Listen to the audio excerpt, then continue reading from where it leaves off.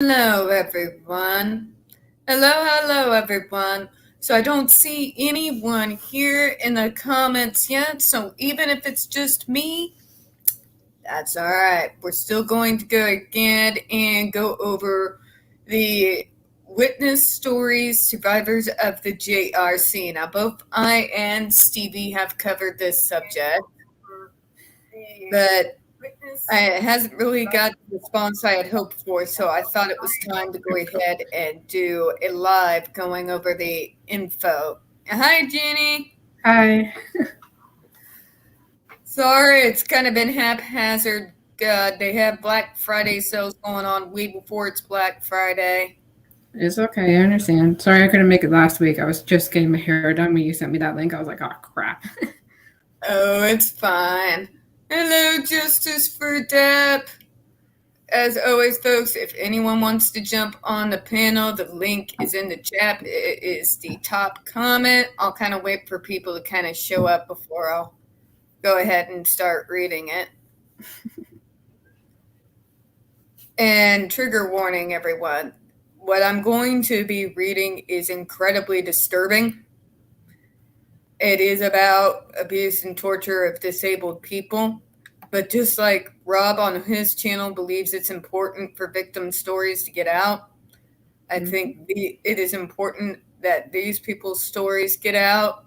This is going to be some of the stuff that hasn't been covered yet from victim Jennifer Masumba. Hello, Linda. Nice to see you. Hi. All right. Nobody else is going to start quite yet. Then I'll just go ahead and start getting it pulled up here. Oh, and Chloe says hi, and sorry that she can't make it. Yeah, I know. All right, so let's get going here.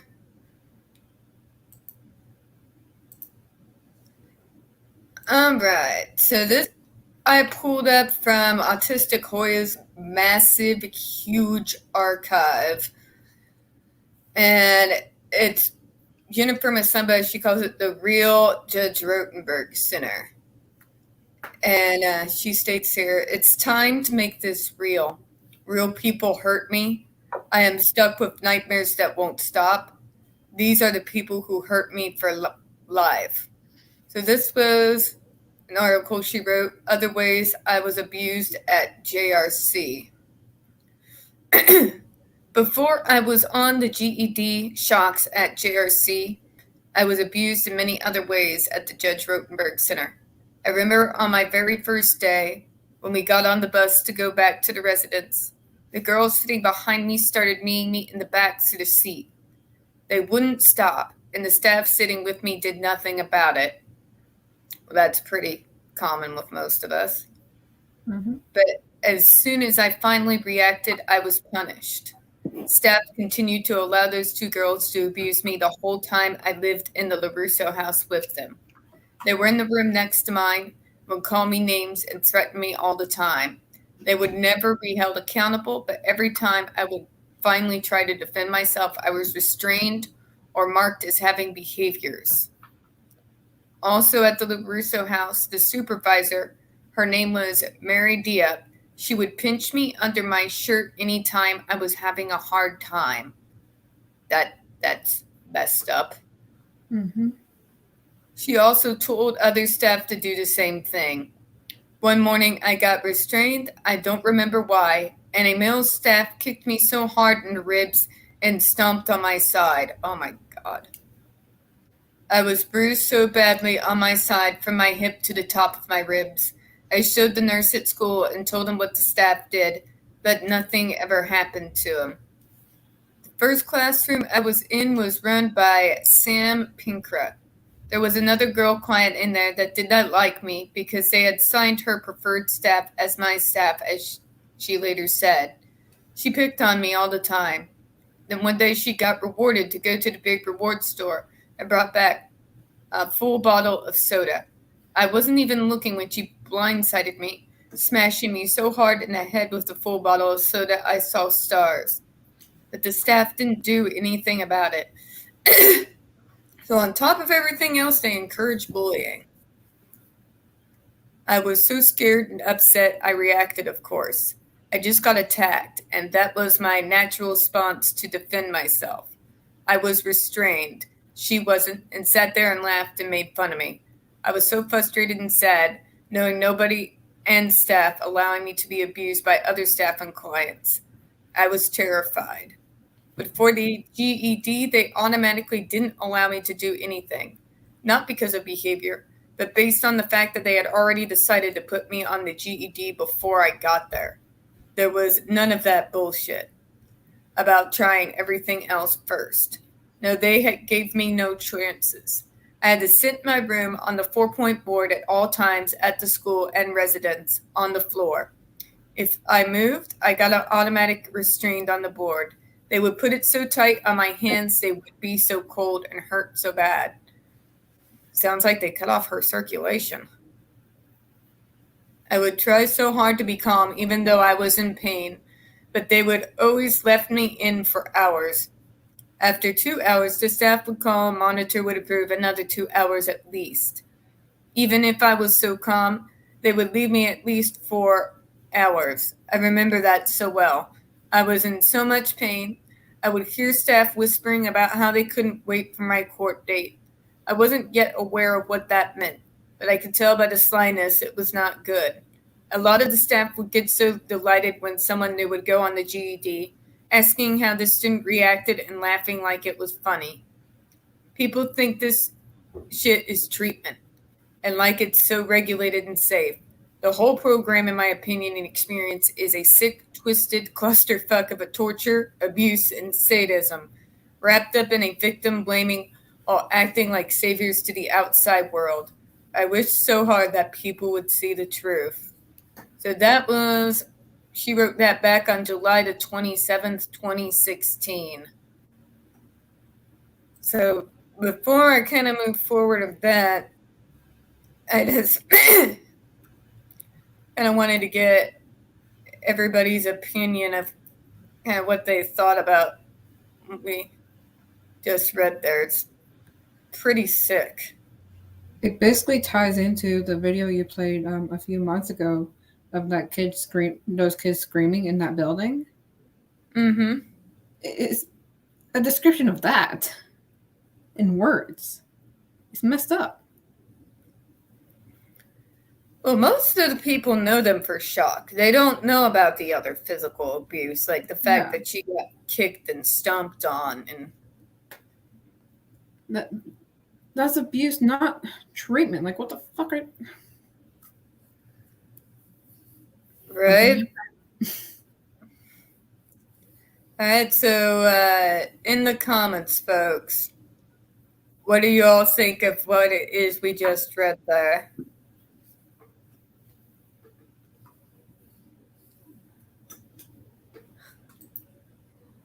Hi, Brooksy. Hi. Nice to see you there. We just read a little bit. There's still more to go over. But yeah, that was just beginning of her time there. That doesn't even get into all the stuff that eventually went down. Really? Yeah, that's just for starters. Oh, God. All right, so I'm going to pull up. I get all of my stuff, by the way. This is what I say on all my videos about this place, folks. It all comes from Autistic Hoya's massive archive. Okay, and there's her. Now we're going to go over the portion program. Linda A's comment. Okay, well, that's good, and I'll take a look.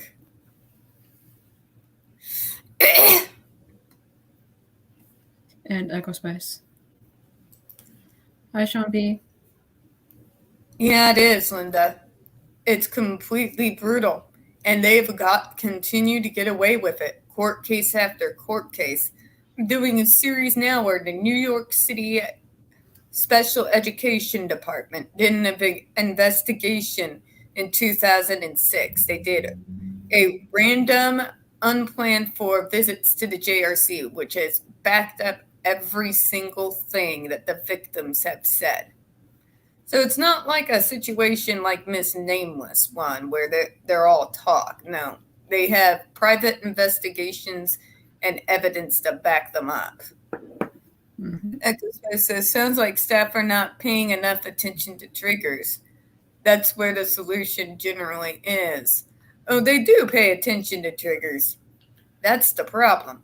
They use it to torture them. But we'll get it more into that in a moment. I'm going to introduce you guys to the food contingent program.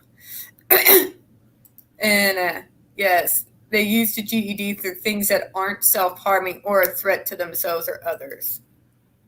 Okay, so let's get into the food contingent program. Okay, so you can kind of see this here. It says food issues. Jennifer is on the contingent food program. She will eat her food portions through her LTD contracts. Breakfast, 7 portions beginning at 9 a.m. at 142 calories, all that good stuff. And she explains it here. So this was my portion program that I was on. Luckily, I was only on it several months.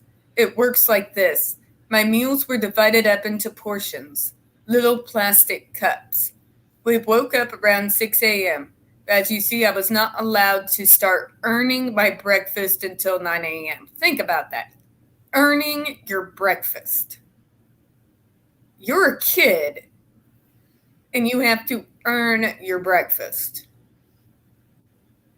So my stomach growled for 3 hours at least every morning. If I had any little behavior, such as talk to herself, stopping work, hand movements, I lost a part of my meal and had to start over. Note, it says also that my portions were to be kept temptingly in front of me all day as I starved. I had to look down at my own food sitting there. The only reason why I was offered 200 calories at 12 p.m. and 4 p.m. was because I had a history of seizures. Otherwise, I would not have gotten what they called seizure calories. LOP, which means loss of privilege food, was given to me at 7 p.m., which was a cold mash of potatoes, chicken and spinach doused with liver powder to make it revolting or to smell or taste. One time I even heard 2 staff talking about another student. She said they wanted him so hungry he would do anything for food. How is this place even legally running? Like, what the hell? Right? It's insane. And they call it a food program. She later on goes into detail. When she had a quote-unquote behavior, she had to get up and throw one of her food portions she had to carry on her all day to the trash. That's messed up.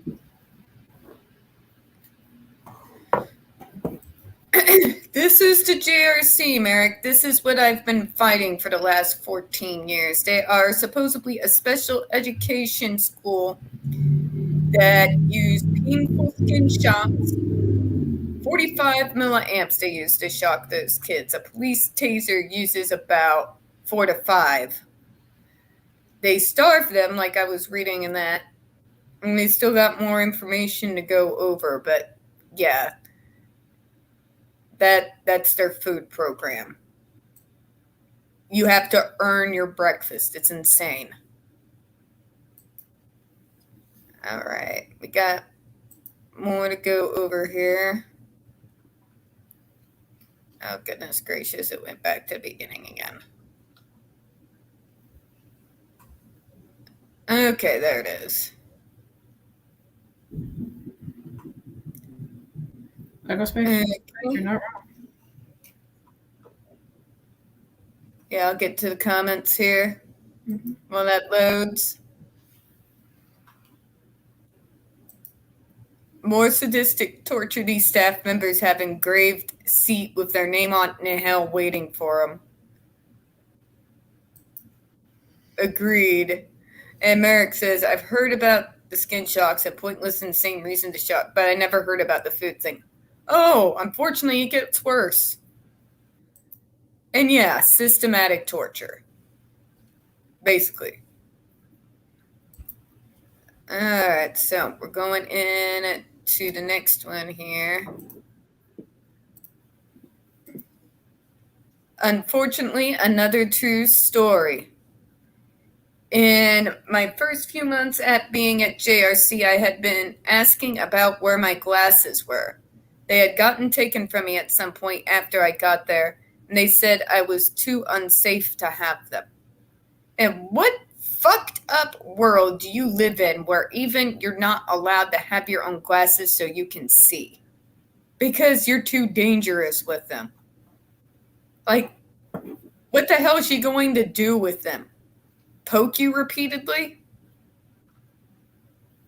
Even though I was very nearsighted and had worn my glasses since I was 13, not being able to see well contributed to my frustration and anxiety. One day, my case manager at the time came to my workshop with a pair of glasses and forced me, with a 3-step direction under penalties of shocks, to put them on. They weren't my glasses. I had never seen them before. She pinpointed me means shocking them for arguing with staff. She said I had to wear them, that I was mistaken and they were mine. She found them in her desk drawer. I couldn't see anything out of them. It made me sick to wear someone else's prescription. Her and the workshop supervisor forced me to wear them all day, saying I just needed to get used to them again. They were not my glasses. I think at some point they realized they were wrong, but at the JRC, staff can never admit to making a mistake. So they will maintain to the end they are right at the student's expense and much to our frustration.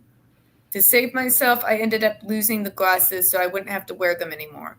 Of course, I got a new behavior added to my program, hiding, losing, or throwing away glasses.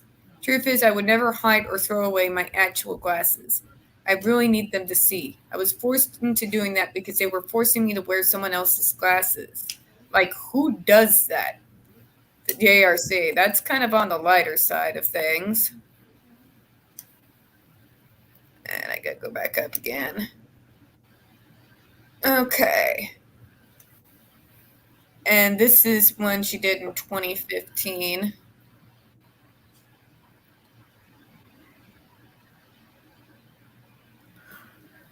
The day I spoke up. One of the last houses I lived in before I finally got out of that place was one I hated the most. The supervisor of that house had a really bad mean streak. I did my best to stay on her good side because if she didn't like you, she made sure your life was hell. Mostly I got along with her and bit my tongue when she tested me, but I was always stressed at that house, especially when she was in charge. I remember one day one of the girls commented that we were being tortured. She got angry and said we didn't know what torture was, referring to her home country. But she was wrong. We knew torture very well. She had no empathy towards what we went through every day mentally and physically. She had the nerve to try and make us feel guilty for commenting on our own abuse. God. It was a Saturday or a Sunday. We were all sitting in the living room having some free time. One of the other residents called saying that a certain girl in our house was on the list to go on a field trip with them. So the staff had to get her ready to go.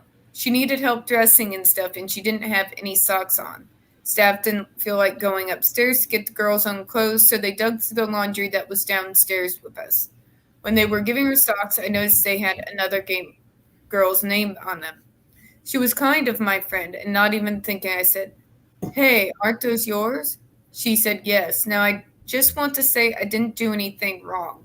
It was against the rules for staff to give our clothes or property to other students, although they did it all the time. And it was free time, so I didn't need permission to speak to my friend. But the supervisor got really mad that I had said that. Her face turned nasty and my stomach dropped. She told me no talking out. I tried to hold it in, but the oppression, the fucking oppression. the power-tripping staff who saw us as less than, the policies in the program that stripped us of our basic rights to freedom of speech and freedom from cruel and unusual punishment, the program that denied my intelligence and personhood. I couldn't take it another day. I came right back at her and saying, I was just helping my friend. She says, no arguing with staff. And it went back and forth from there. I was going to lose all my privileges, but at this point, so I just kept talking. There was nothing I was doing on my program that she could shock me for, but she searched and searched my sheet. Finally, she stopped and called the monitor from next door. They had called the monitor over to shock us ever since the prank call phone fiasco. So I knew what was coming. I knew it was a lie she made up. She lied and told the monitor I was tensing up, and they shocked me. I was so incredibly frustrated I was at my breaking point. Staff did whatever they wanted and got away with it. And we weren't even allowed to defend ourselves or speak up. At JRC, even if a staff is pinpointing you wrong, you're expected to accept it and the punishment, and later write a business letter to your case manager telling them what happened. They teach us that we are punching bags and must accept the shit done to us without so much as a peep. That is teaching us to be victims that don't matter. I was sick to my stomach. I had to get away. I requested to call my legal guardian, but was denied. I felt so unsafe there with her. I knew she could make up any lie she wanted to hurt and shock me. I gathered strength and ran up the steps and out the front door. As soon as I hit the cold winter air, my lungs tightened up from my asthma, and I could barely make it across the icy front yard. I just crossed the street, and I got grabbed from behind. It was the supervisor, and I felt like I was in a fight for my life. I couldn't let her take me back inside, because now that we were outside, she could say I did anything, and there was no camera to prove I didn't. I knew she would. She tackled me into the snowbank and was sitting on me. I was trying so hard to get up. Cars were going by, and one finally stopped. A man got out and told her to get off of me. I was yelling, help, help, and she told him she had a right to do what she was because I was in a group home and she was in charge. Freaking sick shit.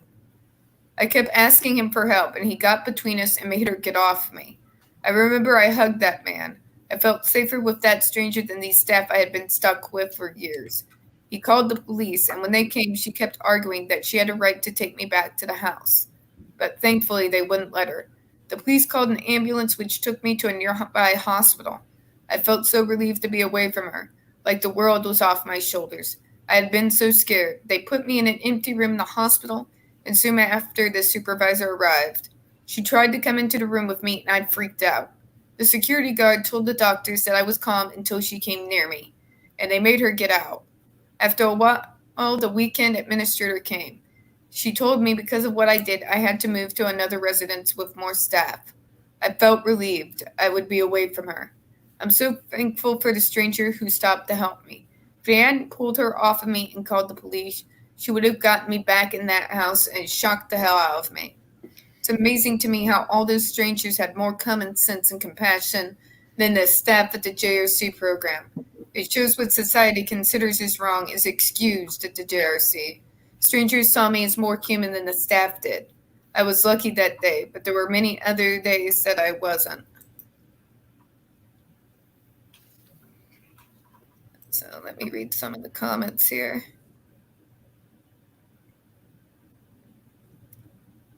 I know I missed some of this.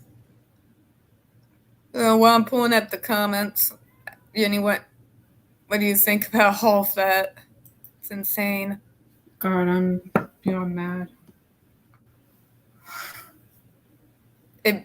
Like all of us with disabilities, when we hear this, we feel mad, we feel sick. All of us, to some portion, have experienced some level, but not quite like this.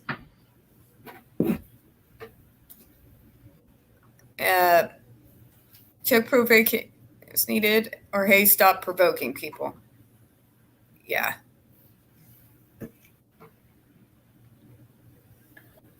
But like with the cops being called and having that kid talking about what he went through, they should have gone to there and be like, okay, what the frick is going on? Done an investigation. You know? And they keep And they've gotten away with it for over 30 years. They've gotten away with it. Longer. They've gotten away with it. That place has caused the deaths of 6 kids. And they continue to get away with it. Is it just 6 or is it just 6 known? No, 6 died. We're talking like back in the 80s. Okay, so that's just 6 known, but what about the kids that we don't know? Exactly. And because but always worse, always like, and that's not all. Yeah.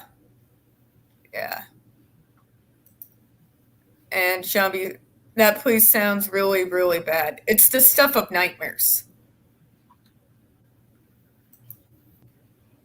They're licensed to torture people. It's messed up. If not even the UN or United Nations themselves can do much about them, I don't think anything will. I will never stop. I will keep fighting these bastards until the day I die. Even if I'm nothing more than a pain in their side. It's gotta stop.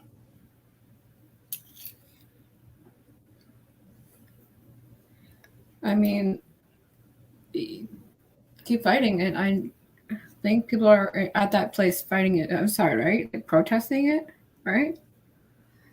We've been protesting it, and some of us have. I've been fighting it for about 14 plus years. Mm-hmm. We've had some people who've been fighting it since 1986, when Vincent Millicent died. He died while being face down with a sensory helmet on, strapped to a 4-point board of asphyxiation. What the hell? And Merrick says, no talking out brings back bad memories for me. It does a lot of people. I know, Kitty. Sorry, folks, cat. Actually searching the sheet to find an excuse. We're going to go over that sheet here in a moment. Yeah. They're sick, torturing people day in and day out for no reason. Oh, they have a reason. It's because people like this don't think us disabled people are people. They really don't. Well, another thing that we can consider as torture is, you know how a couple months ago I was talking about how I had to get my right side fixed up because I was in that car accident, and I have the metal in my heart, and they gave me shocks even though they shouldn't have. Yeah, I remember that. And that's just to fix muscle crap. Yeah, it's insane. Linda said she would never had been allowed to do that to the kids she worked with. She would have been arrested. Yeah. Anywhere else that is not this place. And here's the kicker. I've been doing the research. I've done it on my videos. The kicker is nowhere else in Massachusetts is this sort of thing allowed. Nowhere else. Everybody else has to follow the regulations of DDS, which is like the Department of DMH out here, Department of Mental Health and Social Services, the people I used to work for. And DDS was the ones that brought the lawsuit up against them in 1986, and DDS lost.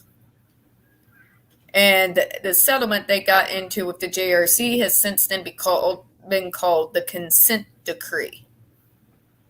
They have used that consent decree ever since as a shield to be able to continue to get away with it.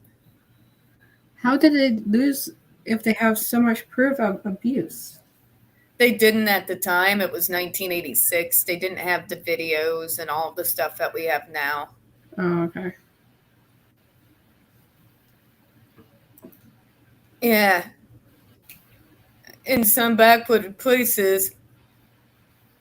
Yeah, and here's the thing. This isn't some backwoods place. We're not out here in the Bible Belt, Missouri.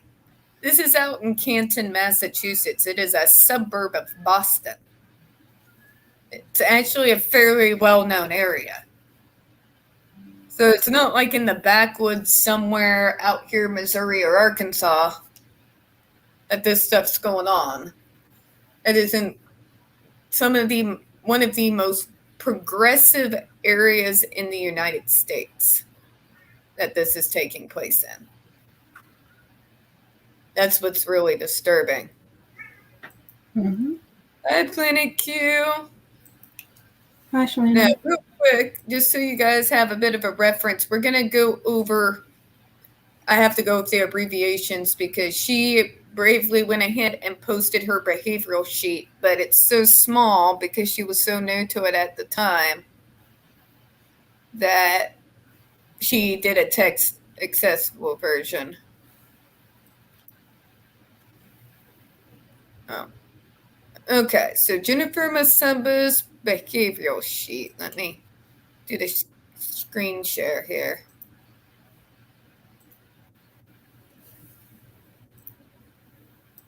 These are what they call pinpointed behaviors that make you worthy of punishment.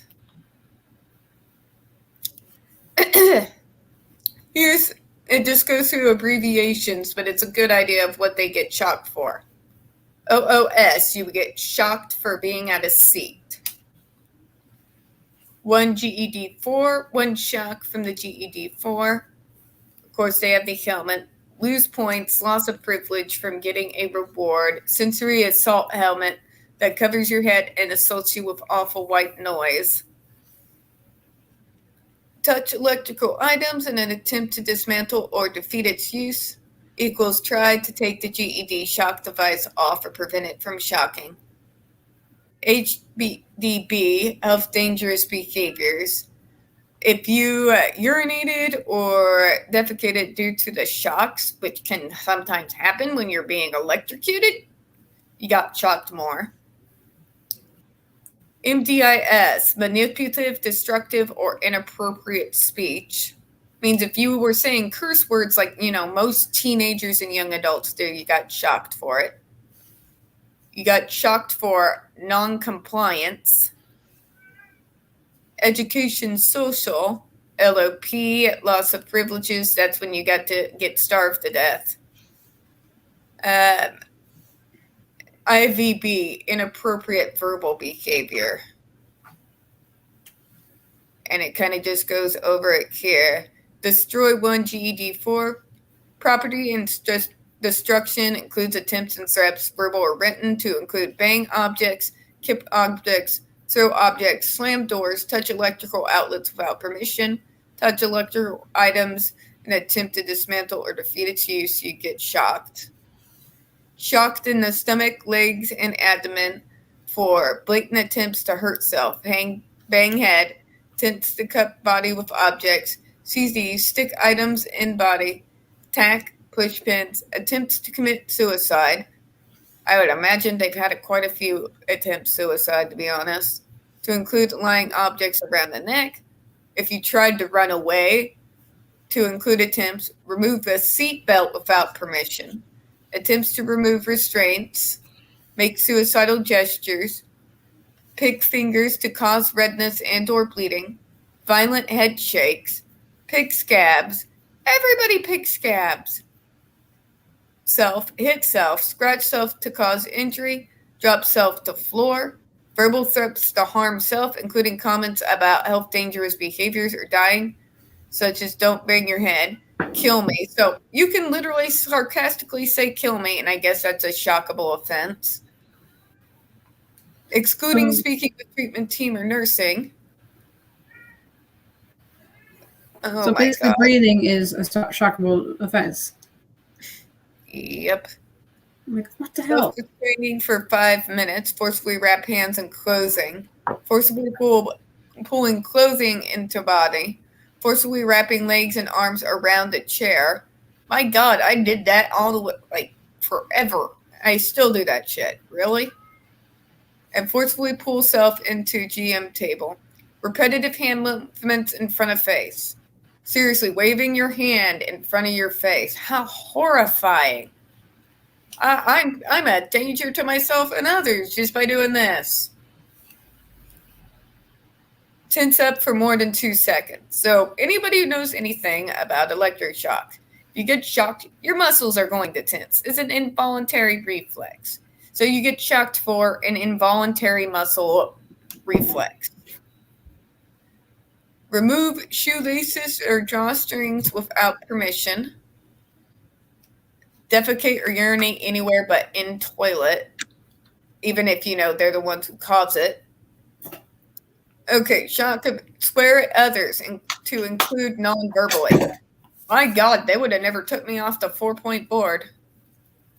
Yell, scream, steal, instruct or request others to exhibit negative behaviors, make threats or comments about breaking behavioral contracts, clear desk or table of objects forcefully jumping at inappropriate times, loud, repetitive, disruptive talk, racial comments, sexual comments, gestures, expose self to include removing clothing at inappropriate times, excluding shoes or socks.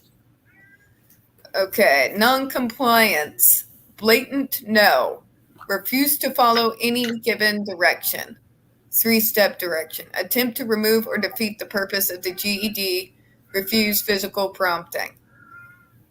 Kitten, seriously.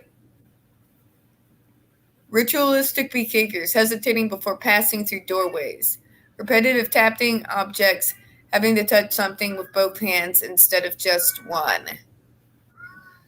And point fine, personal space violation, stop work, mimic others, rude gestures, to include sticking out tongue, rock with appropriate stimulus, avoid eye contact, non-functional manipulation of objects for more than 5 seconds, facial grimacing, pace, take shoes off without permission, write bizarre letters, notes, spit food, can play while seated at GM, cry at inappropriate times, perform a learned task incorrectly, leaning off the side of the chair and sitting backwards in the chair, but will exclude turning head around and also exclude turning head around in response to a commotion or crisis, suck thumb, negative reaction, crying, stomping, noises, comments to change in schedule or information given to her, repeatedly rub head.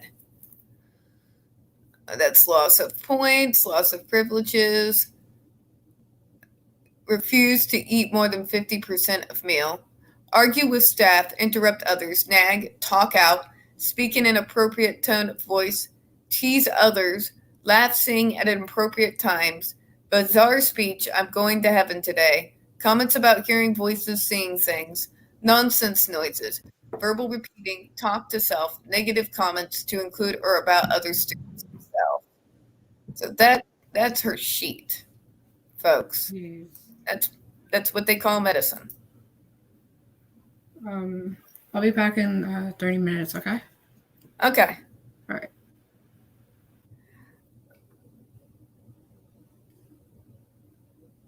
Okay, so I'm going to catch up on some of what I lost here. Okay.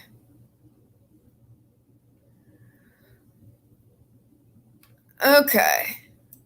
So let's take a look here. Merrick says, I know this is an advanced first world place, but imagine Europe, Asia, or other not so progressive places. Yeah, I didn't hear you there.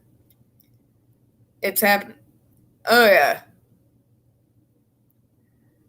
And it's legal. You see, the D.C. Circuit Court in July 7th of this year overturned the FDA ban on the shocks. So, yeah, we had a ban that was done by the FDA back in May 2020. They still continued to do the shocks because they were given a mulligan by the FDA due to COVID. Those bastards received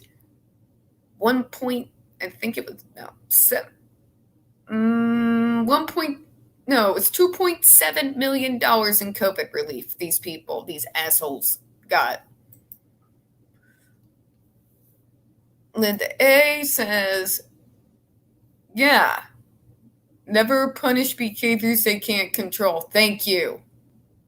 Exactly. Exactly. Very, very true. And of course, on a lighter note, folks, go see Planet Q's stream. There's a lot of lives there. They are on every Wednesday night. And yeah, anyone who feels bad enough to say kill me non-sarcastically needs help, not punishment. Agreed.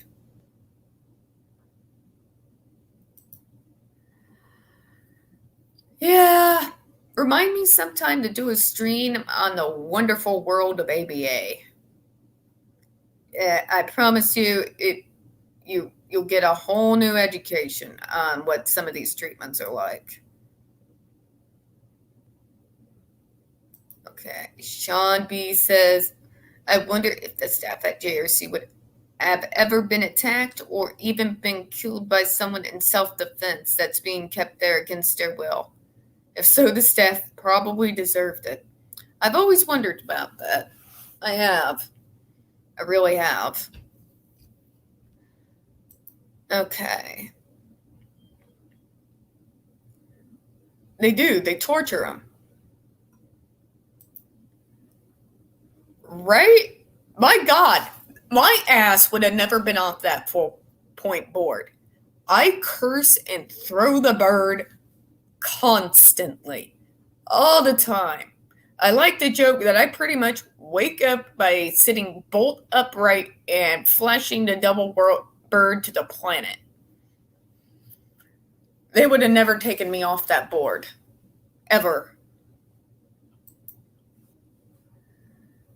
Okay, maybe this will be too dark. What I'm saying, this is dark already. But if somebody attacked JRC workers, I would buy the attacker a beer or two. Maybe an entire truck of beer. I always say I'm going to keep fighting these bastards and doing one video a day exposing how crazy this shit is until A, they shut the school down, or it gets burnt to the ground. I'm completely okay with either one. Right? Exactly, Planet Q. You and me, we probably be on matching 4-point boards. Right next to each other.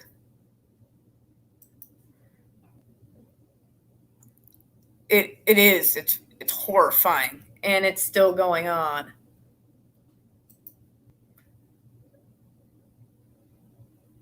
Yeah, no. Probably none of us would ever left the 4-point board.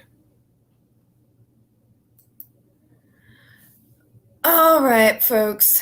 We've got more stuff to go through.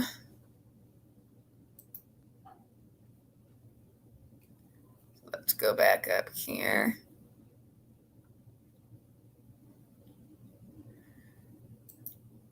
Okay, here's another one.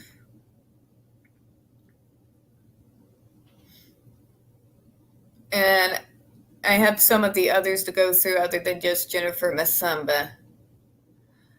Used and abused. I'll go ahead and get this on here.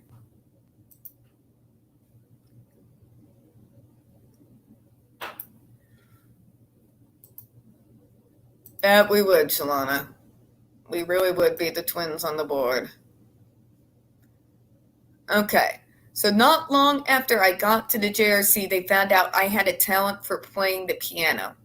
Of course, finding out how much I loved to play the piano, they immediately made it something I would have to earn. I arrived at JRC in March 2002, was placed on the GED.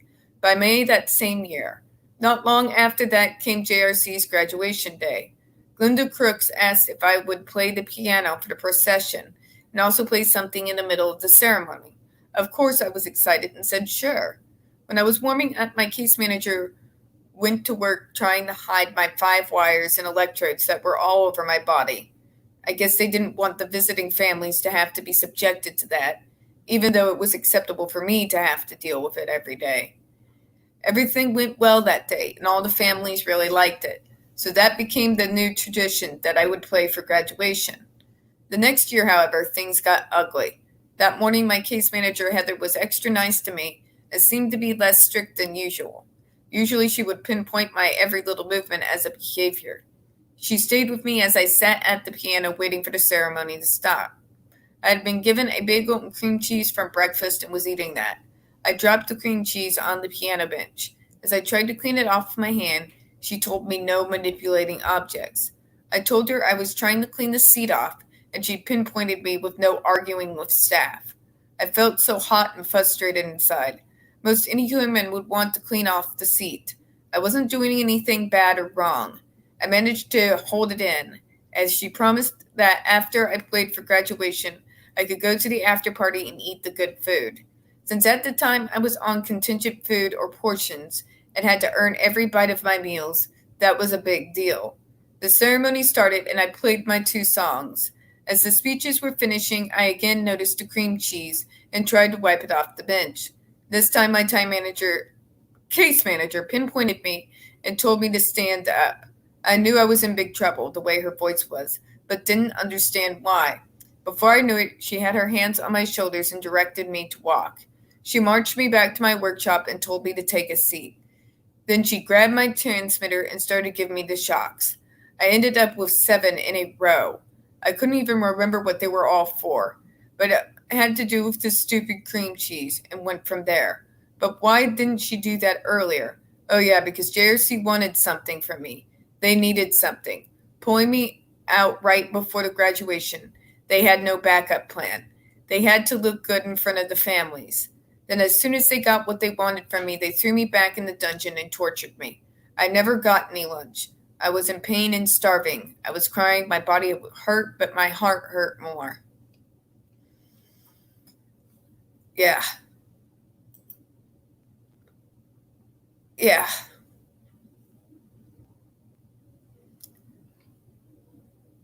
All right, so that we've heard quite a bit from Jennifer. So let me see here. I wanted to hear from some of the others. So here's additional stories. Let's see here. I wanted to find the one from Ian Cook. Sorry, sometimes as this is a massive archive I'm navigating through, folks. Freaking huge. Okay, Ian Cook, we'll get to that here in a second. I'll let it pull up here.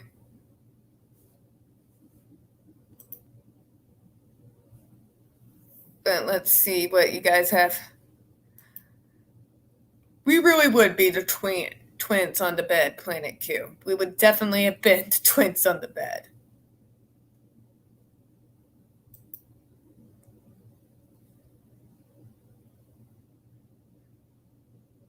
One would hope they do. One would hope they do.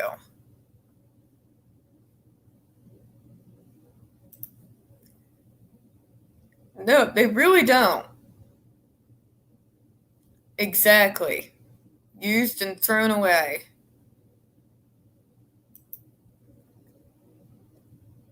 I think everyone in that school, professional and non-professional life, should have their licenses revoked, and they should never, ever be able to work in mental health or a healthcare setting of any kind ever again.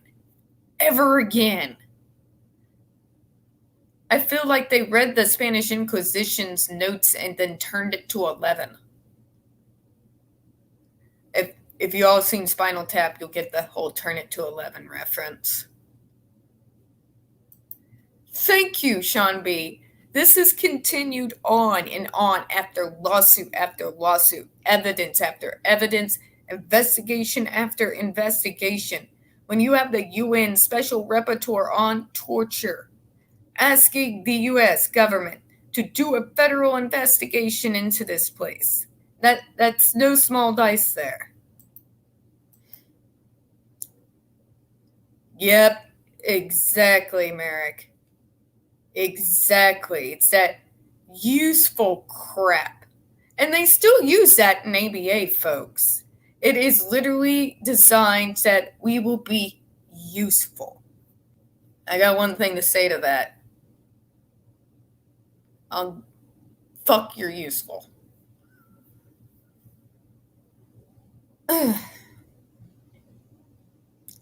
Yeah. Yeah, some of the families defend it. They do. There is literally a place that it's called the Parents Association of the JRC. And they actually help fund the lawyers that defend these fuckers. Yeah, the parents of the students inside this school, some of them, they're part of this thing called the Parents Association of the JRC and will help them pay for their damn lawyers. It's insane.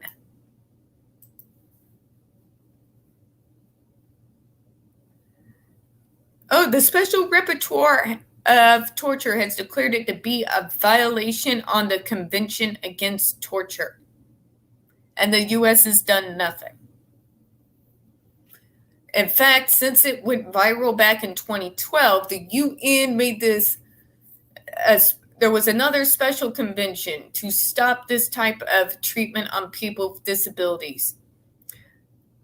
Out of all the nations involved with the UN, only 2 countries did not sign, the US and Iran.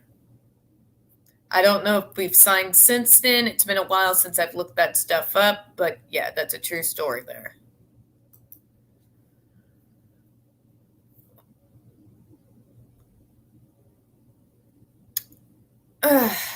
They're afraid that their kids will get out of control. Most of these parents think that their kids are completely out of control and that the JRC are the only people who can help their kids. They literally call it extreme treatment, extreme measures for extreme behaviors. I shit you not. Here's the thing, folks. I don't care if that kid is having the quote-unquote most severe behaviors in the world. If we are not using this shit on pedophiles and rapists and serial killers in jails right now, then why are we using it on disabled people and those with mental health issues? Why? Why? I've asked that question time and time and time again.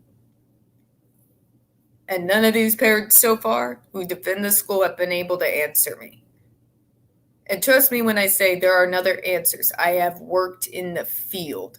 There are hundreds of different types of programs, of ways of going about it to treat those behaviors without torture and aversive therapies. I tend to champion the person-centered planning method myself. That was what I was on. I have seen it have wild success out here in my state. Even the UN backs us up with this, but it's still running because of some overruling or some shit. Yeah. So the DC Circuit Court, get this, overruled the FDA and told the FDA that they did not have the authority to regulate the use of skin shock devices on those disabled kids. I shit you not. This is part of the judgment that came down from the DC Circuit Court. And then the judges said, we hope that this will help to keep those kids in freedom and safety from self-injurious behavior. I wish I was joking. There is a wealth of information. As you guys seen me scrolling through that massive archive, that begs to differ. Who wants to bet they ever actually read any of it? And folks, I'm sure those of you, and especially in the JD community, are wondering, where the hell has the media been on this? Why was this only big in 2012? Why is this still not big in the media right now? That's a wonderful question. This is why I've never trusted the media. It did not take the whole JD versus AH situation to make me distrust the media. A long time with dealing with the JRC. And Autism Speaks, don't get me started on them. Autism Speaks actually has the JRC, Judge Rotenberg Center, on their flyers as a provider out in New England. So don't let people from Autism Speak sit there and try to tell you that they are against this place. It's bullshit. And I do have the flyers, copies of flyers, backed up on my computer to back up my words. Yeah, haven't these... But they feel like, Sean B., these families... But my kid was so severe, but they were out of control, and this is the only thing that will help. But the JRC sells is the same line they've been selling since 1986. That if they don't do this, if they don't put the kids in this school, that they will be drugged to the gills to the point that they are chemically lobotomized. And that this is somehow better. I'm sorry, but if it's a choice between this and drugs, I'll take the drugs. I'm just saying, I would take the drugs. It's like they do not themselves show the parents that medicine and pharmacology has taken leaps and bounds since 1986. There are literally thousands of different types of programs to choose from at this point. We are literally spoiled for choice in regards to what can address behaviors without this. Here's autism basically untracked because they literally do not track the diagnosis. Doctors do not know what adult autism exists. It's like the 50s here. I've heard that. I've heard that out in Europe quite a lot, actually. Even when I was out there, God, that was like 2008. Yeah, that was back in 2008. I was out there. And there was almost next to nothing known back then. God, even here in the States, you had this... There was not this international neurodiversity movement that we have nowadays. There was 4 people. 4. There was me. There's Temple Grandin. There was John Elders Robertson. And there was Alex Plank. Yeah, we were it. We were it. We were the only main advocates. We had the other people that were fighting the JRC back then were other parents. Other parents, especially of the kids that got killed back in the 80s. And parents like Cheryl McCollins, whose son Andre is what exposed this place to the rest of the world. All right. Let's see some of the other comments here.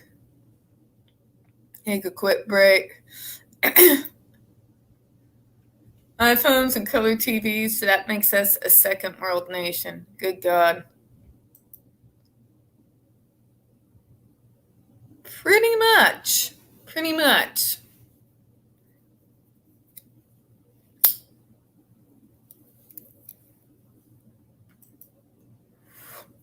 Thank you, Planet Q. I've been saying it forever. They can sit there and preach to me about diversity all they want. All they want. But they never, ever bring people with disabilities to that conversation, now do they? Ever. Oh, and one of the things about the Judge Rotenberg Center, 75% of the students at the JRC are African American. I have the numbers. I can pull them up in case anyone's doubting me. I don't mind. 75% of the students there are African American. They prey upon poor Black communities, Latino communities especially, and where there's communities where there is zero resources for these families, for their kids with mental health issues, disabilities, and especially autism. And they sell them the moon, sun, and the stars. It's pretty sick. And nobody talks about it. Nobody talks about it. They can sit there and tell me, We're for diversity, except if you're disabled. Except if you're disabled. Then they don't care. At least that is what I've learned from the last 14 years, because we have fought tooth and nail time and again ever since what happened to Andre McCollins went viral in 2012. We had one moment in the sun when Anderson Cooper did his CNN specials about it. We have not had barely any coverage since. When the FDA ban got overturned, I bet you didn't see anything on the national news that night. Just saying, it's messed up.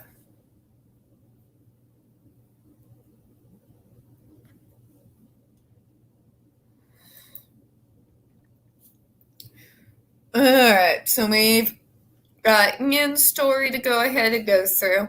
So I'm going to go ahead and get that pulled up.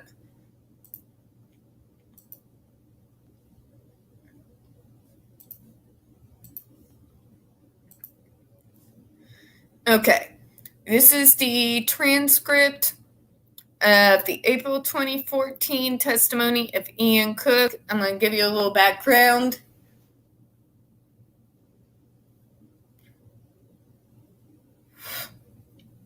In April 2014, the U.S. Food and Drug Administration held an advisory panel hearing on the potential proposed ban of adversive conditioning devices used for contingent electric shock. The Judge Rotenberg Center in Canton, Massachusetts is the only known institution to currently use such devices for behavioral modification. Ian Cook, a survivor of the JRC, who spent several years in that institution, gave testimony in person. This is the transcript of the testimony taken from the official hearing transcript. Mr. Cook. He says, "Hello, I am Ian Cook. My legal name is Hillary Cook, and thank you for having me here today. I was a student at the JRC from 2006 to 2009 and was on the GED-4 for the majority of the time I was there. The only good thing that the JRC did for me was take me off my medication. It turned out that they were at the root of my problems.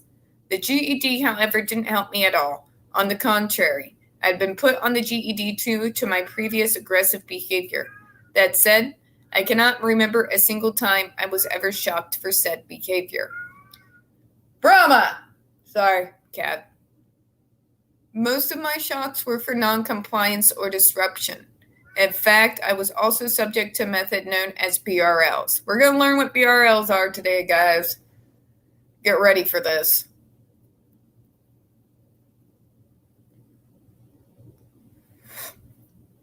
BRLs are behavioral... God, I can't think of it. Sorry. Behavioral rehearsal lessons. While I was sitting in a restraint chair, a staff would burst into my conference room. I was the one-on-one alone with staff, and screamed at me to hurt him holding a knife. Though I did absolutely nothing and sat there in shock, not having any idea what was going on, I would receive a shock from the GED device. This happened a couple times a week at first, and then left me in a constant state of fear, never knowing when I'd be hurt for no reason. So this staff threatened him with a knife and was telling him to take the knife from him and hurt him with it. My experiences from the GED have affected me to this very day. I now suffer from a fear of authority, a fear of being controlled, and I panic when presented with either. A side note, I was in an abusive relationship 2 years ago, and part of why I fell prey to it, my belief, is that the JRC instilled a lesson in me that it is okay for people to hurt me so long as they're trying to correct me. I have, to the best of my knowledge, not experienced any beneficial effects, both either short-term or long-term, from the effects of the GED. I would strongly suggest, based on my personal experience and ongoing difficulties, that the FDA ban the future use of the device. And he said, "Thank you very much for having me."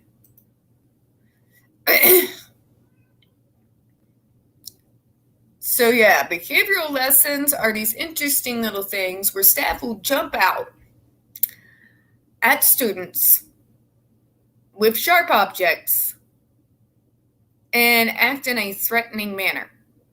Now, if the student screams, they are shocked. If the student fights, they are shocked. If they stand there and do nothing, they are shocked.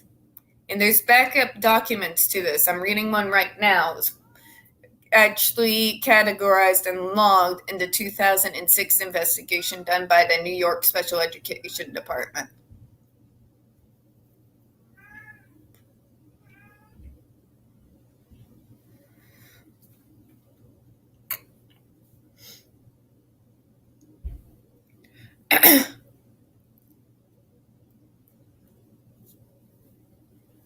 Okay, so let me see some of what I'm seeing here.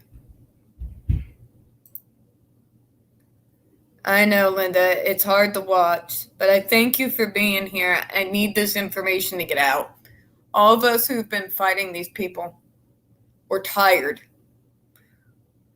We're not going to stop, but we're tired. We have worked for years and years and years to get word out with almost no help from anybody. And we've held this fight together for years and years and years and years. That's why I want to get this out. I want to do what the media will not. The media won't tell you all of what's going on in this place. They'll say it's controversial. There's nothing controversial about it. It's torture. It's not a debate. It's not a question. Tell them, Kitty. Okay, Linda A.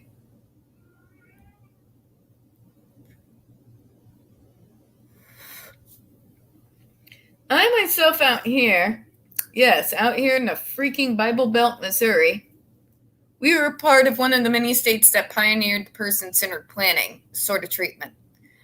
Basically, it puts the person with the disability in the driver's seat. We would have scheduled monthly meetings. I would have my social worker or case manager. We call them case managers out here. I would have the staff that was assisting me. My mom was there at my request. I was diagnosed when I was 18, when I was adult. So my mom would be there at my request because she would notice things that I wouldn't necessarily pick up on. So she was there at my request. So it was my staff, my case manager, and we would all sit down, talk where improvements were, talk about where improvements still needed to be made, and we would all work together towards solutions. And then I, of course, had my psychologist and my psychiatrist then on the side. But person-centered planning puts the person with the disability in full control of their own treatment. It's a working together, and it has worked out brilliantly out in my state. There's been a lot of success stories with it. And yes, believe it or not, JRC, many people that are quote-unquote severe, remember functionality does fluctuate, have been successful on this person-centered plan. Who thunk that actually putting them in the driver's seats and letting them make their own decisions, as opposed to, torturing them, would have such a high success rate? Crazy, I know, right? But I babble. Yeah, I'm glad to hear that there's a lot of help out in Sweden. Built meetings. Yeah, that was a thing when I was a kid, the belt.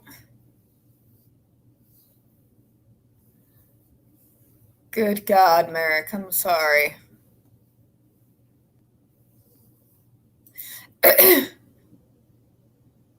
Right? Thank you, Eco Spies. Exactly, Panic Q. That is exactly what it is.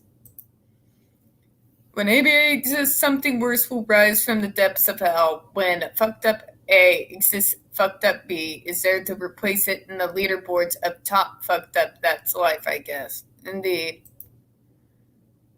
Oh, yeah, I can send the link again, Jenny. Give me just a moment. Oh, yes, I can do this. Here we go.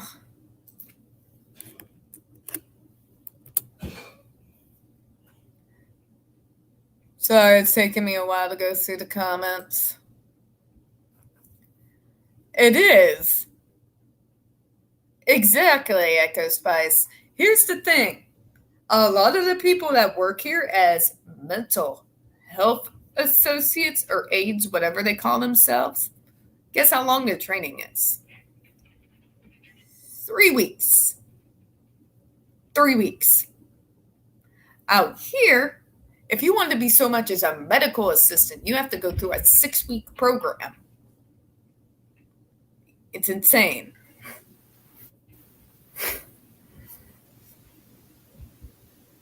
All right, I'm just kind of going over the comments here. So no, Linda A., you have to be completely quiet. But you still get shocked for not having a reaction, though. That's what's really weird.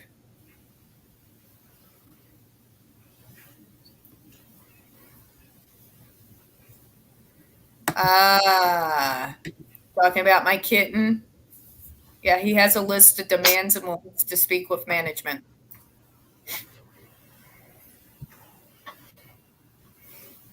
Okay.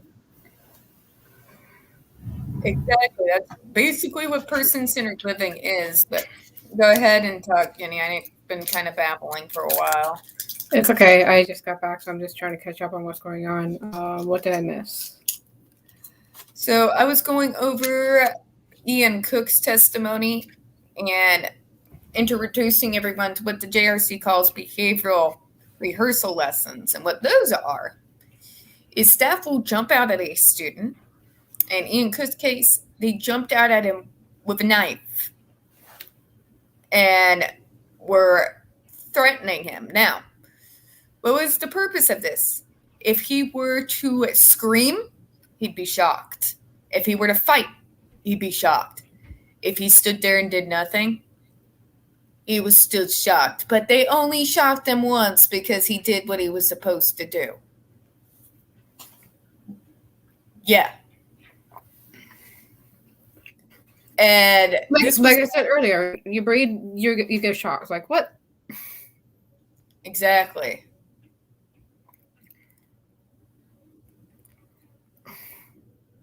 That's fucked up. And yeah, these people, they get 3 weeks of training before they get sent amongst vulnerable kids. These people are straight out of high school. They literally only have a high school diploma. They get 3 weeks of training. You go out of high school, you obviously are going to see these kids in high school, right? Because they're everywhere. And, like, you would think, okay, they're human. So don't treat them like they're not. You don't even treat an animal like that. So, like, why would you treat a human like that? That's messed up. Right? And the parents that believe in this school, it's almost like a Jim Jones level cult sort of faith. I don't get it. Of course, I've never understood, we're going to stop your child from self-harming themselves by abusing them? That's worse. How does that make any coherent sense? And yeah, Merrick, that was what I was reading earlier from Ian Cook. They jumped out at him with a knife. One kid got jumped out at and had a pencil held threateningly to him. You want to eat this? You want to eat this? Yeah, and they call those behavioral rehearsal lessons. And the idea is to reinforce that they are not to act in an inappropriate manner to those sort of things. Yeah. I'm like, if they refuse to do an action in the first place, shouldn't that tell you they already know it's wrong and they're not doing it? So what the hell, why is that necessary? I like to try to, introduce logic into the chat, but these are apparently not those kind of people where that works. Right? Here's the thing. Out here in my state, I live out here in the freaking Bible Belt. Some of the most, ignorant, hateful, racist, backwards, assholes, chauvinistic fucks live out here. Mm-hmm. If my state, ran by these people, does not approve of stuff like this, and they approve of things like person-centered planning, for example, and they refuse to let this kind of treatment happen out here. If my state requires a simple medical assistant to have 6 months of training and certification to even be allowed to be around patients, mm-hmm. Yet you have a so-called progressive state like Massachusetts, and they get to do it in 3 weeks, no certification. And apparently, I learned today, over half the teachers there at the JRC are not certified, licensed, nor have degrees to be actual special education teachers. Come here, kitty. Just a moment, folks. Come here. Kitty, come here. Kitty, come here. Oh, come on. Let's lighten the situation, huh? Come see the people. Come see the people. Oh, you're fine. Hi. Hi. Are we putting in a complaint with management? Do we need to introduce cuteness into the chat? We do. Good boy. Yeah, but no. Yeah, it's insane. And it's not allowed anywhere else, not only in the U.S., but in Massachusetts. This is the only school that gets away with it. Everybody else has to deal with the DDS regulations. If they don't, their place gets no license to continue to operate, and everything gets yanked. It's insane.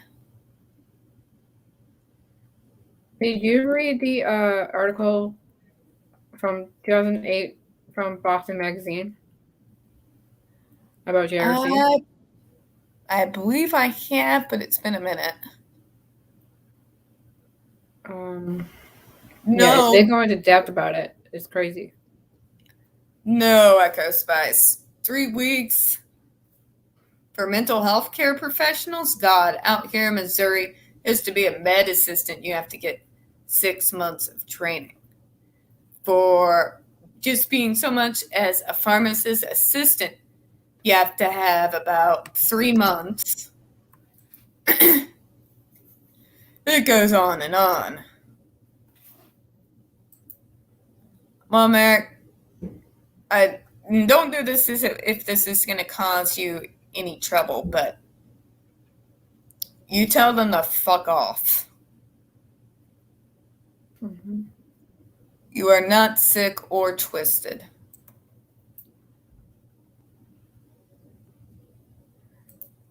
And Linda A., we're going to stop your kid from hurting themselves by hurting them. Where the fuck is the logic in that? Thank you. I say it in every video. Don't we want to stop them from harm, full stop, keep them safe and happy? All right, once we finish up, we're going to have Ginny pull up what she's taking a look at. I'm looking at a lot of stuff right now. Yes, emotional support kitty is emotional support kitty. You good boy, aren't you, kitty?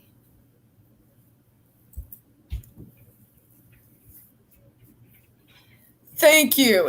If we out here in freaking, I'll say it, bumfuck Missouri. Granted, I live in the third largest city in my state, but that's neither here nor there. If we are light years ahead of you and you are in a progressive state, you really need to think about what the hell is wrong. My mother had to do 4 years in university, be allowed to work in special education. Exactly. Did 4 years to get a job in a service home. Exactly. Some cures still have shit for knowledge, in some cases shit for brains. Oh yeah, a lot of cases, I would say. Oh yeah. Merrick, I wake up every morning. I feel like I sit up bolt right and then just do this as I wake up in the morning to the entire planet. I'm pretty sure. I may have came out of my mom with like both middle fingers raised. I don't know. I haven't asked. All right. So you said you saw an article from Fuxum? No, from Boston magazine from 2008. But I saw a different link on Google, right? You can't click on it, apparently. It's from 2019. 21 shocking murders of life insurance plots from JRC. Like I said, only 6 known, but 21, apparently. Possibly 21. Sorry, folks, allergies. It's messed up.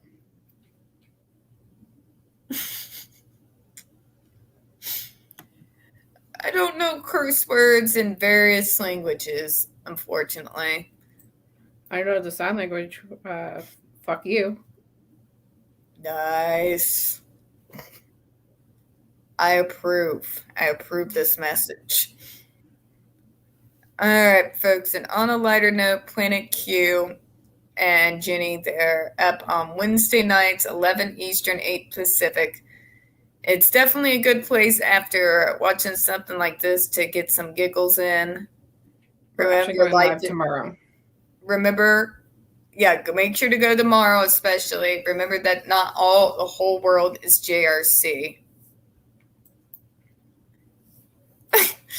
Merrick just took a note of what you did so that he has that. Yeah, make sure you go under the chin. Over the chin is thank you. Under the chin is fuck you. Remember to note that. I approve of this message. All right, so let me see here. What else do we got? We got articles from various ages. Oh, I think I know an interesting thing. This show. Yeah. Let me go back up here where I can.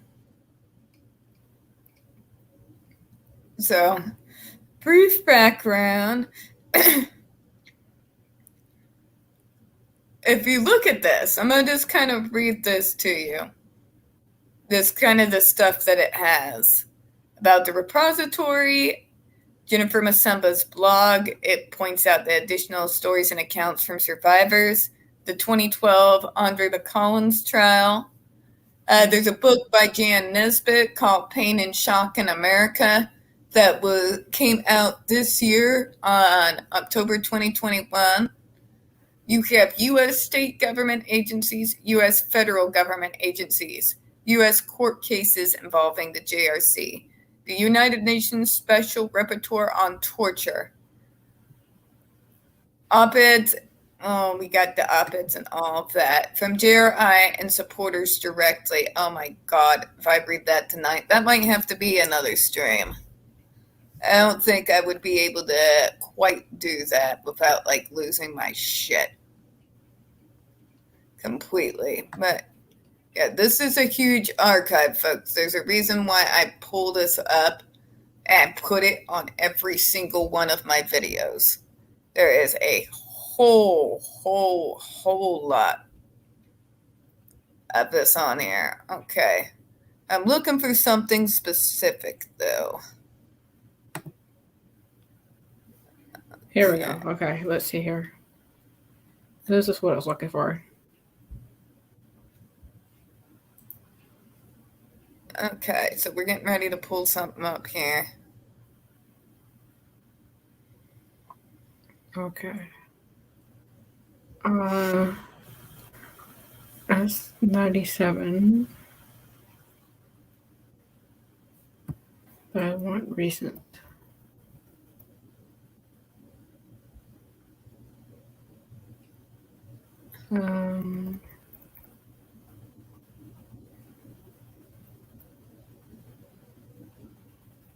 Why are they only talking about 97 but not recent?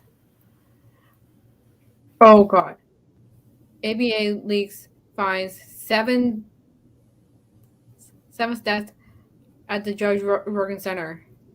That was written in 2017. Oh, I think I might have read that one on one of my videos. It sounds familiar. Reward and consent.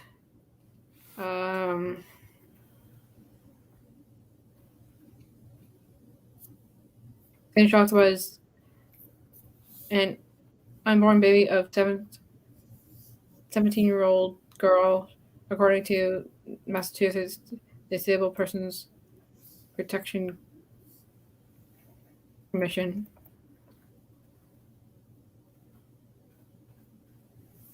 Wait, so they killed the baby and the 17-year-old? That's like, what, 8 deaths altogether? Yep. If they killed the 17-year-old? That's one of the videos that I did, yep. Okay, sorry, I didn't know that you did that one. Okay, I'll get out of that one. Oh no, it's okay. I've done so many freaking videos at this point. You went all robotic again. Okay. I'll be right back, folks. Apparently, I gotta go out and come back in. What's this one here?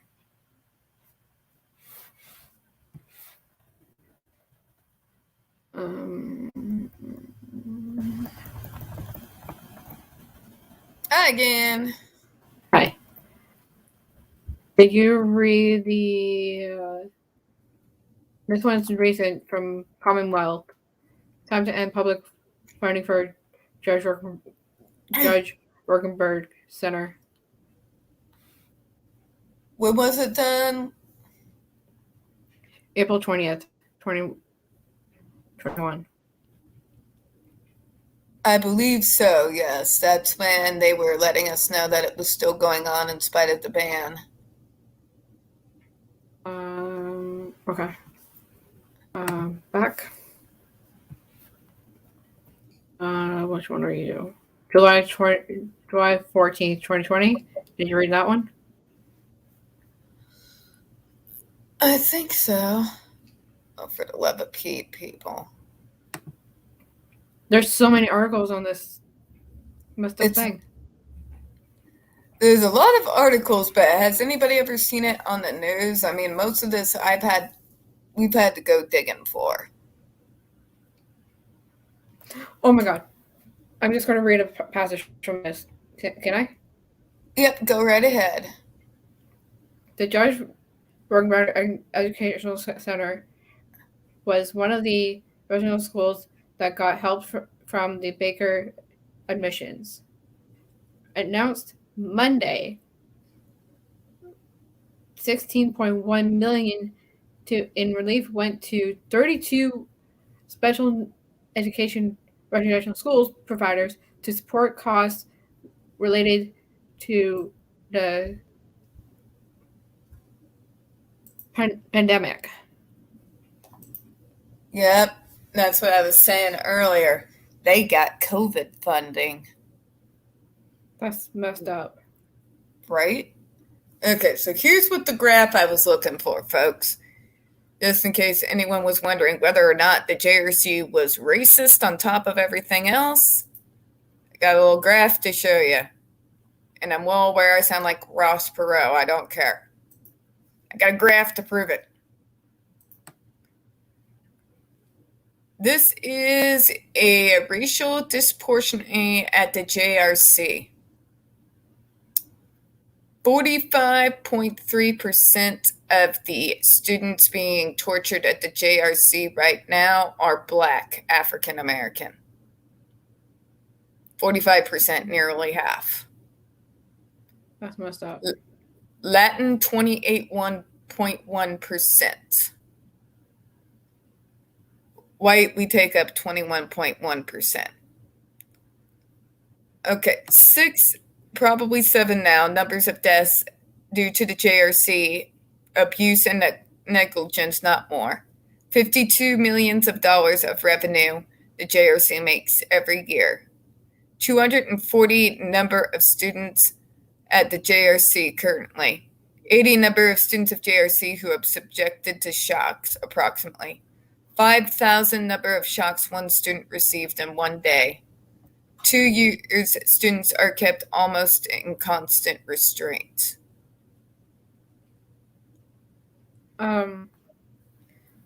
My question is, okay, if we had COVID deaths, how many would make in that place? Because your immune system would be so deteriorated at that point from all that torture, right? You're about to catch COVID and die from it. Right? We need those numbers as well. Right?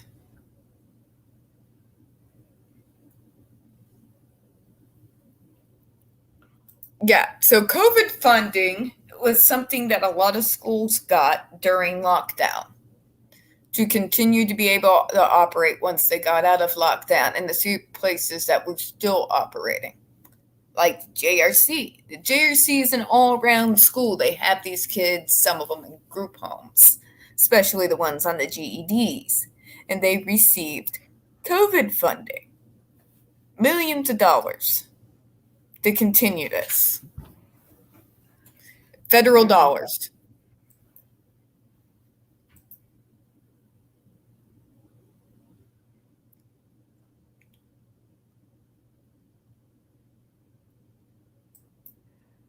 I don't know. I just Maybe Hells think, Angels might. Yeah, the Hells Angels might. I know someone that knows them. I can probably. I'll see what I can do. I do know for a fact. I won't play the video because YouTube will shut me down faster than I can blink. But Anonymous, a long time ago when that video went viral, launched a cyber attack on the JRC. And they basically doxed every single staff member. They put up numbers, they put up addresses. After that went viral. We know someone else that did that one too. Yeah, Anonymous hacked them.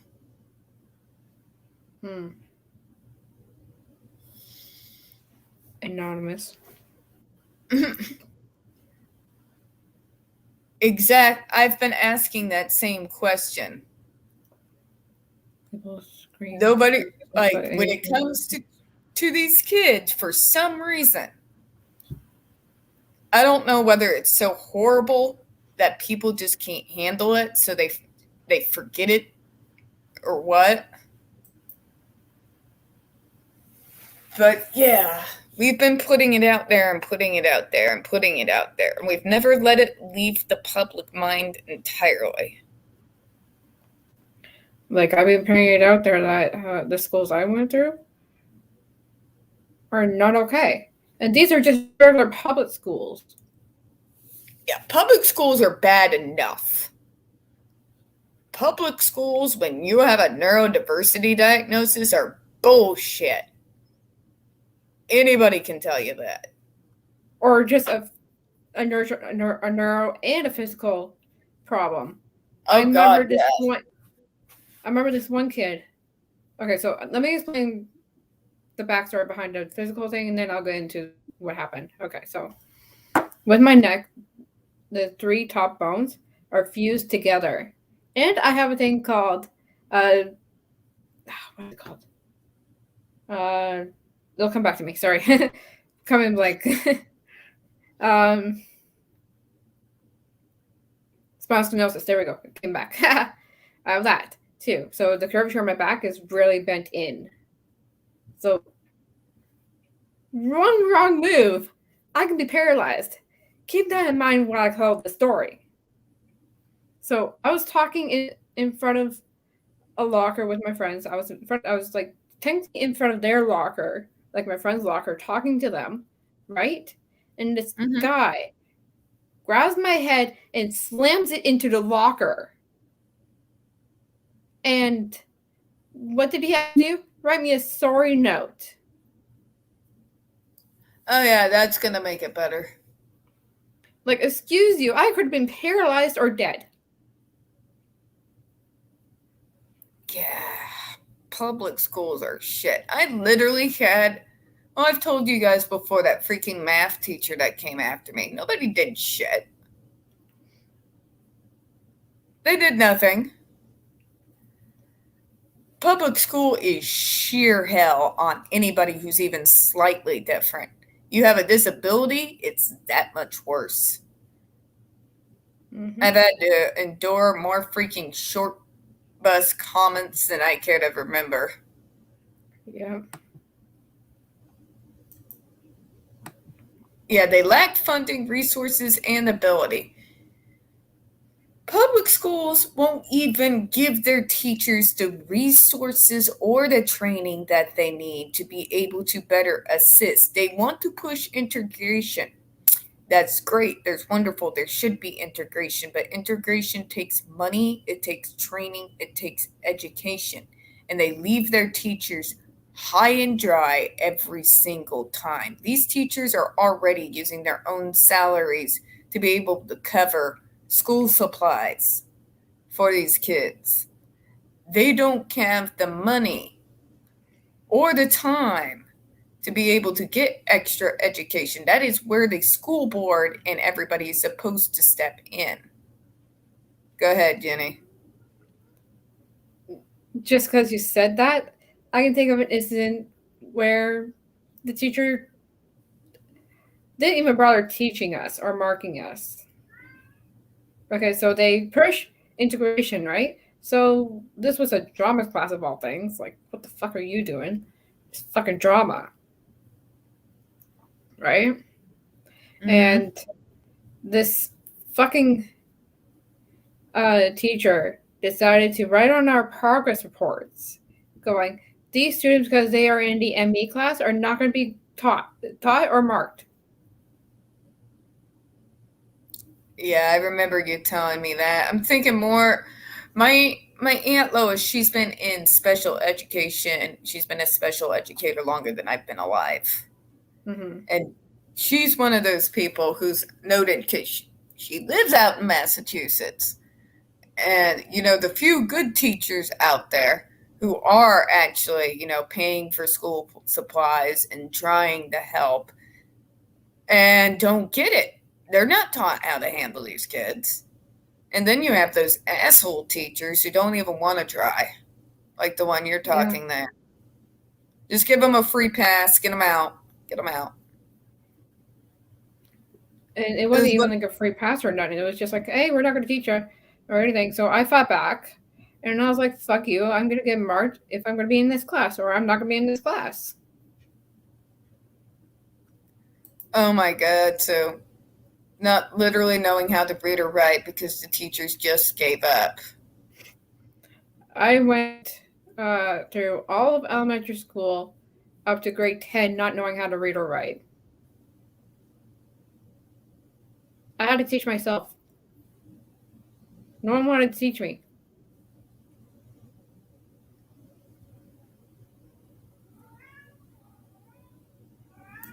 Oh, she was asking. What are they supposed to do? It came out of nowhere. This kid wanted to get to that locker, and there goes my head. Yeah, plenty cute. Some special ed teachers do. Some general ed teachers give a damn. I had a few of teachers that actually gave a damn about me And they were the ones who actually went to my mom and say, hey, we think there's something here, there's something wrong. She doesn't socialize with the other kids. She'd rather sit there with the teachers and talk with us instead of going out and playing recess with these kids. But I was a mouthy little kid. My mom would ask me about it, like, have you met these kids? They are awful. They are bullies. They do nothing but make fun with me. Why would I want to go out there and try and make friends and play with them when all they do is make fun of me? Yep. I was an over analytical little shit even back then.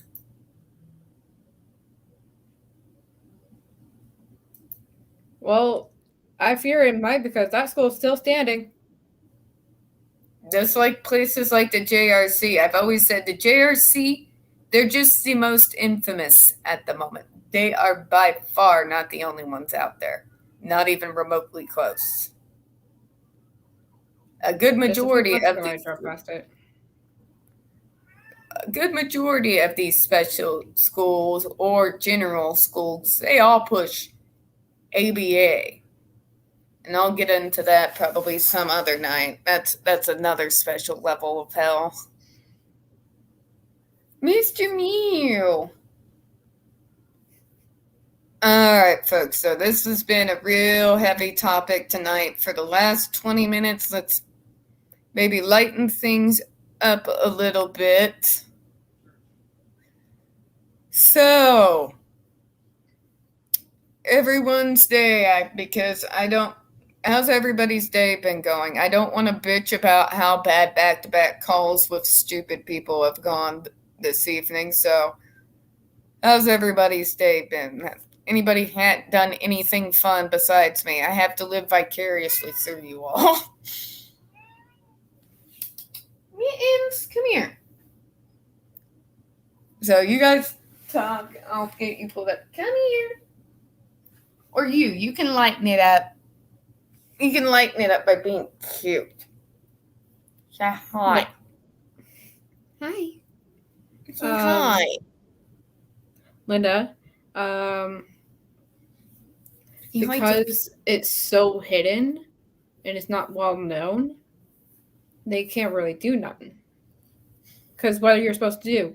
Look at my back and look at my neck all the time? To know that the only reason why the kids got caught in my school was the teacher walked in at the wrong time. Why did they walk in? Because the whole class was chanting and mocking me. I remember this very distinctly.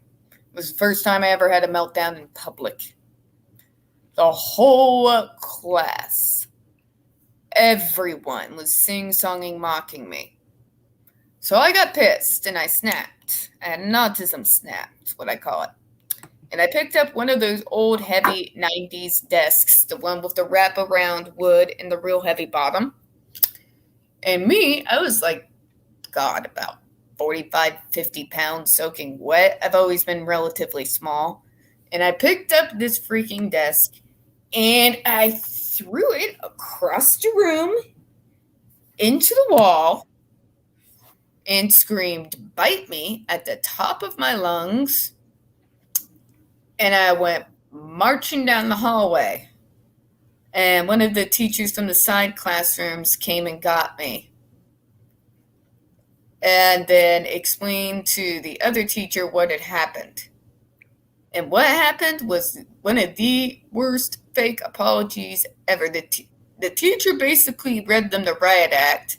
Next thing you know, I got this friendship t-shirt where everybody had to sign a white t-shirt in red ink to tell them why they liked me. Even I was aware it was full of shit. But I wore it for the teacher because I thought it was a sweet gesture from her. I would wear it because it made me think nice thoughts about her, the teacher who was trying to teach these little brats something. Go ahead, Jenny. Oh my God, why do I have so many instances in my life? God, this one teacher I didn't even have her. She was just part of CERT. So I went to 2 different high schools. This was at my second one. This one happened. And she went around the whole entire school and said that I'm autistic. I only have ADD. And it's illegal to spread things around like that, even if it was true. It's called HIPAA. Without my permission. Yeah. Called private So medical. I went to the principal about it. She did nothing about it. And I took it to the whole entire school. I was like, fine, you don't want to do anything about it. So I took it to the school, and I was like, what this teacher did was illegal. She shouldn't be a teacher. I shouted it at the top of my lungs to anyone that would listen. Yeah. I am not friendly to anybody. We call it HIPAA law over here, where you are not supposed to be allowed, if you are in an official capacity, in any way, shape, or form, to be able to spread around private medical information or diagnoses. I did a video on it recently because what the nameless one wants to do is violate HIPAA law in order to get Depp's medical records from all the way into 2021 from the beginning of their relationship. Like, really? You want to violate federal law to get this information? And she's so smart. Didn't he give out his HIPAA information anyways? Because he saw that and he was like, well, never mind then. I'll just let people see it then. Screw this shit. No, he said he's ADHD. I mean, sure. But he's allowed to reveal that. And it was in a completely different country, completely different case. Which HIPAA is not a thing over there, as far as I know. And he's not a British. Are you talking about the UK one, or are you talking about the Australian one? I'm talking about the UK trial. That's when he admitted, and apparently there's other interviews where he has mentioned or indicated ADHD. Oh yeah, of course he has, and he talked about how the schools didn't want to teach him or nothing. Joe Perry talked about it too, about when he was in school, how the teachers didn't want to teach him at all because he has ADHD. Like, if you have any diagnosis within like autism, ADHD, or whatever, you're not going to be taught. You're going to be treated like hell, and it's been proven and proven again over years of experience. Years and years. And folks, the only reason why I got educated is my mom and me, because I read everything I could get my hands on from the time I was 3 years old. My mom taught me how to read when I was 3. So yeah, that's how I got educated, probably the same way you, Jenny, got educated, the way Depp did, the way Perry did. We read a lot. Well, actually, the way I learned how to read was a little bit different. Specialina, by the way. The way I was taught was, you're going to think I'm weird. So, by just reading lyrics from AC/DC, I would look up their songs, have them like playing, and then I'll pull up their lyrics, and as they start singing, I would read the words as they were saying it to help me understand it. I remember my mom taught me how to read when I was really young. I don't know what she noticed about me, but she noticed I had pretty quick comprehension even at 3. And I remember it. I have a pretty long memory. It was Goodnight Moon, book Goodnight Moon. Mm-hmm. I remember that very specifically, kind of like I remember the clown table in my brother's room. Weird stuff from when you're a toddler. There's flashes. Yeah. But, yeah, I just read everything. Everything I could get my hands on. Everything I could get my hands on. And, yeah. And for my brother, it was like you. It was music. Because he wasn't a big reader until he got older. Like, way past high school. Older did he become a reader. Mm-hmm. But he learned math through learning how to play guitar and then later bass. Mm-hmm. Here, I'll show you what I did here. Oh, okay. I'm just going to show you the lyrics. I'm not going to play the song because I know how YouTube works. It's not. Especially anything AC/DC. I had it playing in the background, like really softly once. They're all like, "Yeah, yeah, no, I'm just going to. Yeah, I'm just going to show lyrics. That's it. I promise. Good. So yeah, I would like have the lyrics pulled up, right? Mm-hmm. And then I'll have the song playing, and as the singer was singing the words, I would see the words, and I would say, okay, so that's what that word says. That's what this word says. That's it. That all the way down, just to help me understand what the heck I'm reading, and like what words are in writing. Because no one else wanted to teach me what that stuff was. Yeah, that's how it goes. All right, folks. We got about 10.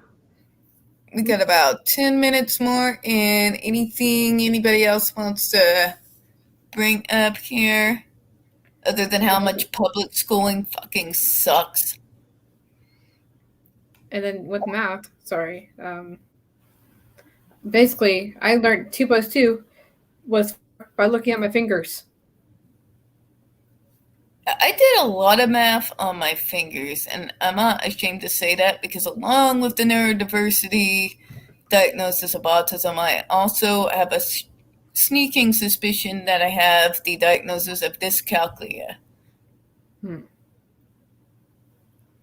It's because it's almost like a mental block. For some reason, I can run like freaking fantasy football stats with my eyes closed. I can like semi-predict Wall Street with my eyes closed when I pay attention to it. But anything, like if you have me doing fractions, I clam up. I can't handle it.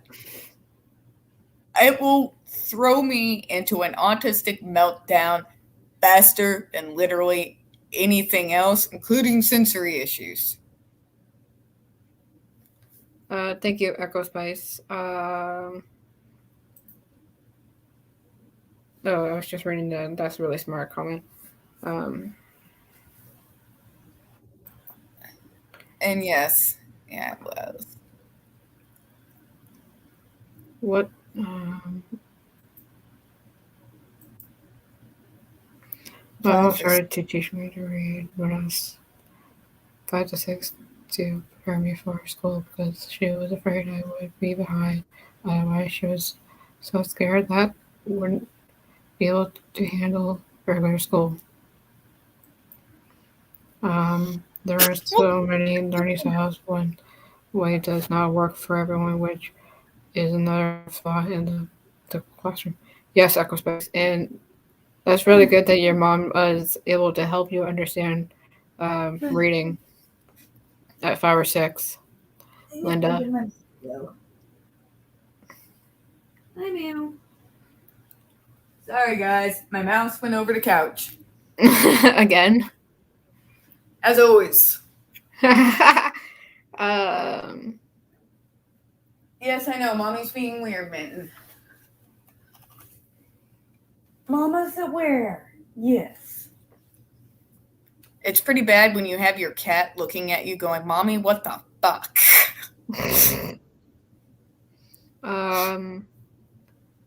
The last comment.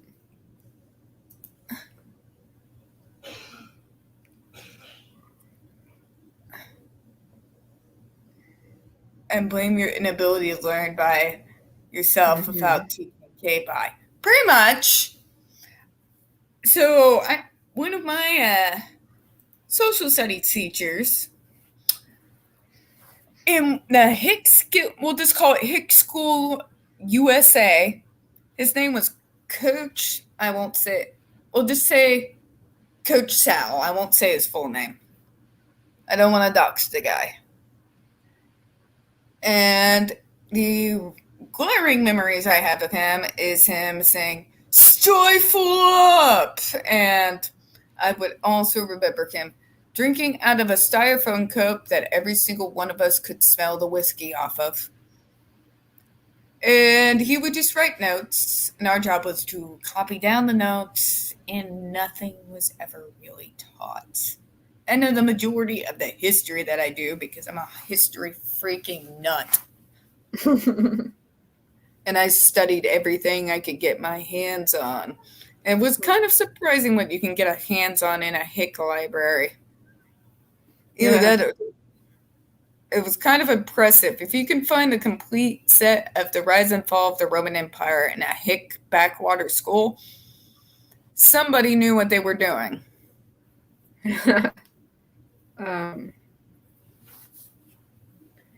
Sorry to change the subject, but on a lighter freaking note, last Monday I wasn't here because I got my hair dyed, and look at this, all this. I don't know if you can see it. Yes, show off the hairdo. Nice. If I flip it, you can see it more. It just pokes right through. I be broke. I cannot afford to get my hair. I can afford to get it done. I can get it cut, obviously, but not to get any color into it. That shit's expensive out here. You want to know what I did? This is typical me to do this. So on the Sunday, I bought a new phone. And then on the Monday, I got my hair done. The next day. Typical me. So $400 on Monday, $160. No, on Sunday it was $400. On Monday, $160 on my hair. Yeah, I don't have that kind of money to burn. Not and keep this place over my head. All right, guys. So it is 6:27. We've been on here for a moment. It's time to let everybody detox from all the stuff that we learned this evening. Go watch something funny. I highly recommend Ill Will Press. That is Foamy the Squirrel, ladies and gentlemen. If you want to hear some decent humor and somebody that is talking logical, coherent sense, watch the cartoon squirrel. You will thank me later. I promise. If Sherlana were here, she would post a link to him somewhere. I'm just a little too tired to get it pulled up. And please come to our stream tomorrow so I don't lose my mind. Go to Twitch. Make sure to catch their stream tomorrow. And guys, thank you for being here and participating in this. It gave me heart to actually start having a conversation about this as opposed to, almost getting next to no interaction on the topic. And I deeply appreciate it. Just thank you. I'm a little speechless and slightly brain dead. Why not? I feel called out. Thank you for that. I'm calling out myself. I mean, I know. I was just reading Shalena's comment. And Wednesday we had mic problems. LOL, Jenny.